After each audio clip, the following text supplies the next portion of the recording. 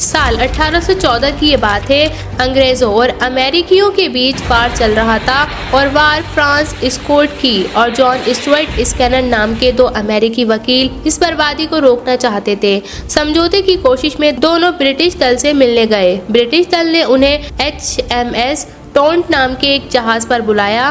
दोनों जैसे ही जहाज पर चढ़े उनके कानों में कुछ शब्द सुनाई पड़े। अंदर फोर्ट मैक हेनरी नाम के एक किले पर हमले की प्लानिंग चल रही थी। दोनों वापस भागे ताकि अमेरिकी फौज को सावधान कर सके, लेकिन जब तक दोनों पहुंचते फोर्ट मैक हेनरी पर रॉकेट की बरसात शुरू हो चुकी थी। हमला पूरी रात चला।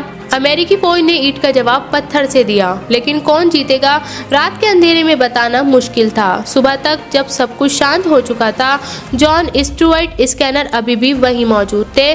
सुबह सूरज की पहली लाइट के साथ उन्होंने फोर्ट की तरफ देखा और वहां अमेरिकी झंडा लहरा रहा था। इस सीन से स्किनर इतने इमोशनल हुए कि उन्होंने कविता लिखी जिसका टॉपिक था द स्टार स्पैंगल्ड बैनर। आज ये कविता अमेरिका का राष्ट्रीय गान है, नेशनल एंथम है और इसकी एक लाइन है, रॉकेट की लाल चमक हवा में फूट रहे, बम रात भर ये सबूत देते रहे कि हमारा फ्लैग अभी भी वहीं था। अमेरिका का राष्ट्रीय गान जिन रॉकेट्स की बात करता है उनका एक रिश्ता हिंदुस्तान से भी है। ये वही रॉकेट्स थे जो पहली बार मैसूर रियासत के शासक यानी टीपू सुल्तान ने चलाए।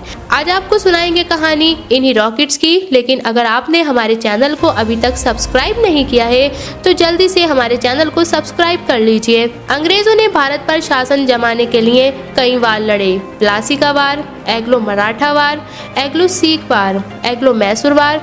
इन सभी वार में जीत हासिल करने के बाद ही अंग्रेज भारत पर अपना शासन कायम कर पाए। इन वार में अंग्रेजों की जीत का एक मेन रीजन माना जाता है कि अंग्रेज टेक्नोलॉजी के साथ आए थे। एडवांस टेक्नोलॉजी उनके पास थी, यानी उनके पास वार के बेहतर हथियार थे, तकनीकें थीं। लेकिन ये बात पूरी तरह सही नहीं है। रॉकेट जैसा अत्याधुनिक हथियार इस्तेमाल करने वाला मैसूर पहला राज्य था।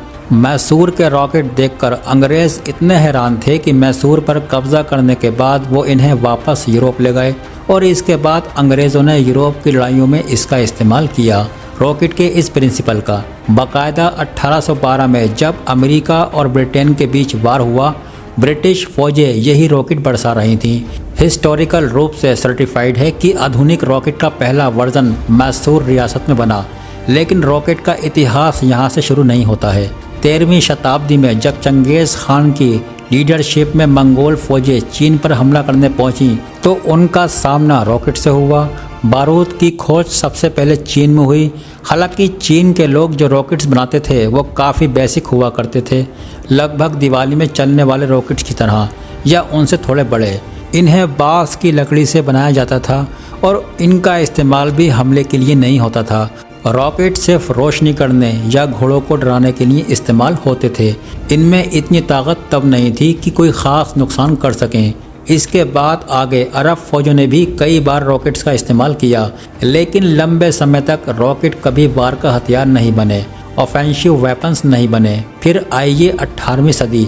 ब्रिटिश इतिहासकार रॉय पॉटर अपनी किताब the Cambridge history of science 18th century में लिखते हैं कि मैसूर रियासत थी जिसने पहली बार रॉकेट को वेपन की तरह इस्तेमाल किया।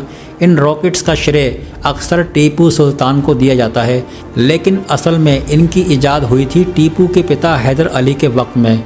हैदर अली की फ़ौज में एक रॉकेट कोर भी हुआ करती थी जिसका काम ही रॉकेट बनाना और उनकी देखरेख करना होता था। इस रॉकेट में ऐसा क्या खास था? जैसा हमने पहले बताया, पुराने रॉकेट्स लकड़ी के खोल में बनते थे, जबकि हैदर अली ने लोहे की नली का इस्तेमाल किया। लोहा भी मजबूत क्वालिटी का, ताकि रॉकेट पहले ही फट के फ्लायर ना हो। लोहे की कैसिंग का फायदा ये था कि इसके अंदर बारूद का विस्फोट ज्यादा कंप्रेशन में होता था और इससे रॉकेट दूर तक जाते थे। कितनी दूर? पूरे 2.5 किलोमीटर तक। आज के लिए भी अच्छी रेंज है। उस टाइम में तो रिकॉर्ड था, दुनिया में और कोई रॉकेट इससे पहले इतना दूर नहीं जा पाया था।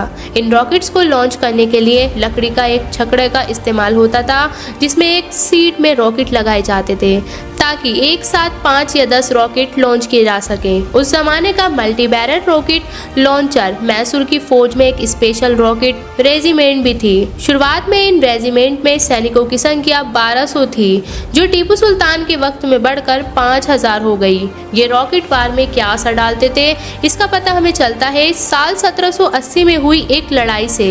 10 सितंबर 1780 के रोज विलियम बिल्ली की अगुवाई में ब्रिटिश फौज ने मैसूर पर हमला किया, लेकिन इस वार में ब्रिटिश फौज को ऐसी हार मिली कि मद्रास इन्फेंट्री के एक फ्रेंच ऑफिसर बेनबुआइन ने लिखा, भारतीय इतिहास में इससे शर्मनाक हार का एग्जाम्पल नहीं हो सकता। इस हार की मेन वजह थे मैसूर के रॉकेट। इनके हमलों ने ब्रिटिश फौज को पस्त कर दिया। ब्रिटिश सैनिकों ने रॉकेट का ऐसा इस्तेमाल पहली बार देखा था और वो इन्हें फ्लाइंग प्लेन कहा करते थे। समझ भी नहीं पाए थे क्या हो रहा है।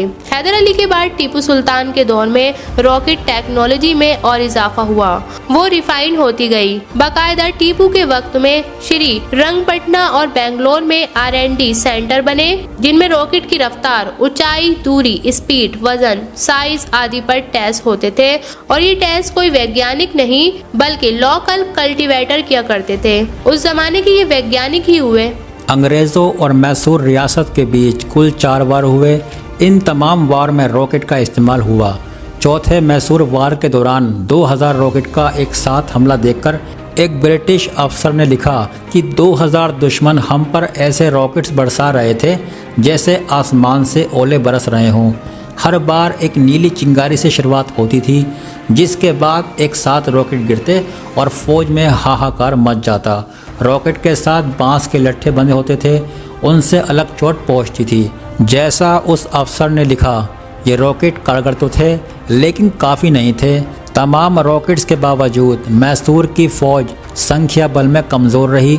अंग्रेज़ों के साथ निज़ाम की फ़ौज थी। निज़ाम बड़ा ताकतवर, बड़ा अमीर था, साथ ही उन्हें मराठाओं का सपोर्ट भी हासिल था। लिहाजा चौथे एंगल मैसूर वॉर में मैसूर की हार हुई। मराठे और निज़ाम एक साथ अंग्रेज़ों की तरफ से लड़े। मैसूर हार गया और टीपू सुल्तान की हत्या भी हो गई। मैसूर के रॉकेट्स का क्या हुआ? वार के बाद अंग्रेज़ों ने मैसूर के हथियारों का ज़ख़ीरा अपने कब्ज़े में लिया। इसमें 600 लॉन्चर, 700 बारूद भरे रॉकेट और 9000 खाली रॉकेट्स थे। इनमें से कुछ सैंपल के तौर पर ब्रिटेन भी भेजे गए। ब्रिटेन में एक इन्वेंटर विलियम कॉगरीन ने इनको स्टडी किया और रिवर्स इंजीनियरिंग के ज़रिए से कुछ नए यूज़ इस रॉकेट में करके जोड़े, नई चीज़ें जोड़ी। इसके बाद अंग्रेज़ों ने तमाम वॉर्स में टीपू सुल्तान के रॉकेट्स का इस्तेमाल शुरू किया। मैसूर के रॉकेट्स का इस्तेमाल यूरोप की सबसे मशहूर लड़ाई में हुआ, वाटरलू की लड़ाई में, जिसमें ब्रिटिश फ़ौज से लड़ाई में नेपोलियन की फ़ौज हारी थी। इसके बाद एकदम शुरुआत में हमने बताया था कि अमरीकी युद्ध में भी इन रॉकेट्स का इस्तेमाल हुआ और अमरीकी नेशनल एंथम में भी इनका जिक्र होता है। अब सवाल उठ सकता है कि अगर रॉकेट पहले ही हिंदुस्तान में बन चुके थे तो फिर यहाँ इनका विकास क्यों नहीं हुआ? जवाब है ग़ुलामी। अंग्रेज़ों ने लोकल कल्टीवेटर के रॉकेट बनाने पर रोक लगा दी। 1857 तक अंग्रेज़ भारत पर पूरी तरह काबिज हो गए थे। इसके बाद उन्हें वार की कोई ख़ास ज़रूरत नहीं पड़ी और उसके बाद फिर ब्रिटेन में इंडस्ट्रियल रेवोल्यूशन आ गई और उसके चलते बंदूक और तोप की टेक्नोलॉजी बेटर होती गई। लिहाजा रॉकेट की ज़रूरत कुछ कम हो गई। रॉकेट की इम्पोर्टेंस इसके बाद बदकिस्मती से दूसरे वार के दौरान, सेकेंड वर्ल्ड वार के दौरान दुनिया को पता चली और रॉकेट टेक्नोलॉजी 1945 के बाद नए शिखर छूती ही चली गई। भारत को हालांकि दोबारा रॉकेट बनाने के लिए 1960 तक का इंतजार करना पड़ा। इसमें बहुत बड़ा योगदान था पूर्व राष्ट्रपति और चोटी के वैज्ञानिक डॉक्टर APJ अब्दुल कलाम का। टीपू सुल्तान के रॉकेट की इम्पोर्टेंस आप इस बात से समझ सकते हैं कि डॉक्टर कलाम अपनी ऑटोबायोग्राफी विंग्स ऑफ फायर में टीपू सुल्तान और उनके रॉकेट का तफसील से जिक्र करते हैं। इसी किताब में डॉक्टर कलाम एक किस्सा बताते हैं। हुआ ये कि जब पहली बार डॉक्टर कलाम नासा की रॉकेट फैसिलिटी में गए तो वहाँ एक पेंटिंग पर उनकी नज़र पड़ी और डॉक्टर कलाम लिखते हैं, ये एक वार की पेंटिंग थी और उसमें रॉकेट उड़ते देख मैं हैरान हुआ और सबसे ज़्यादा हैरान करने वाली बात ये थी कि रॉकेट उड़ाने वाले लोगों का रंग गोरा नहीं काला था। टीपू की फौज रॉकेट उड़ा रही थी और ये बात उनके अपने देश में भुला दी गई, जबकि एक दूसरा देश उस याद को संजो कर रख रहा था। लेकिन आपको अगर वीडियो अच्छा लगा हो तो प्लीज़ हमारे चैनल को सब्सक्राइब करके ज़रूर जाएं। अगर आपको हमारी ये इन्फॉर्मेशन पसंद आई हो तो वीडियो को लाइक, शेयर एंड सब्सक्राइब करना ना भूलें। और ऐसे ही ज़बरदस्त इंटरेस्टिंग नॉलेज के लिए बने रहिए हमारे YouTube channel AK knowledge year पर। तब तक के लिए टेक केयर।